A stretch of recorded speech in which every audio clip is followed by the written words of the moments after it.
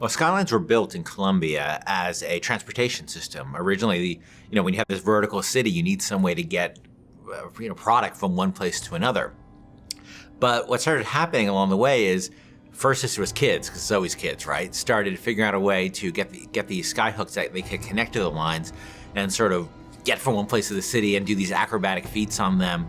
But as the situation in Colombia started devolving and the place got more violent and normal routes of transportation started getting disrupted, and people started using the skylines to get around. The Vox Populi and the founders started using it in combat situations. And all of a sudden, the requirement for guys who knew their way around a skyline and who could fight effectively on the skylines became way more important. And by the time Booker gets to Colombia, the skylines have a broad range of usage, and you'll see in the demo, cargo being moved around on those things. That creates even a more hazardous situation.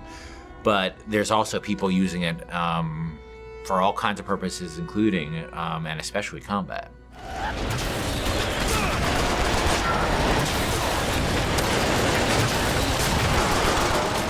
One of my big frustrations in working on BioShock 1 is we had the ocean, but it was really just a piece of art. We never really dealt with, what it was like to fight at the bottom of the ocean in any meaningful way. And in Infinite, we wanted you to be in the sky. We wanted the visuals, obviously, that, which I think are really great. But we also wanted vertical combat. And we played around with lots of ideas for like using flight and stuff like that for a while. But in the end of the day, to me, the experience of being on a plane versus the experience of being on a roller coaster is a very different experience. For me, it's always been about wooden roller coasters. I've never been as much a fan of the steel ones. And that sort of clackety-clack feeling of, that going up to the top of a hill and then going over, and that amazing feeling you have.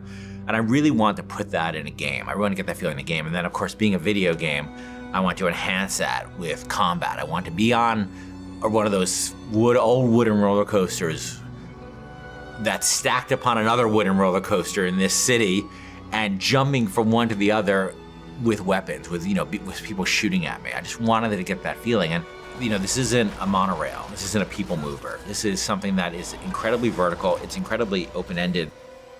And that's what BioShock games are about. They're about giving the player a ton of tools and a ton of options and just letting them go to town.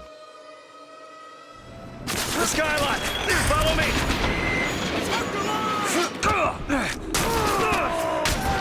To tell you the truth, it took a long time to get it right, but I think we're really at the stage now where it feels just great, and it looks awesome, and it feels awesome, and it's one of our biggest challenges on Infinite, and I think we're really getting there.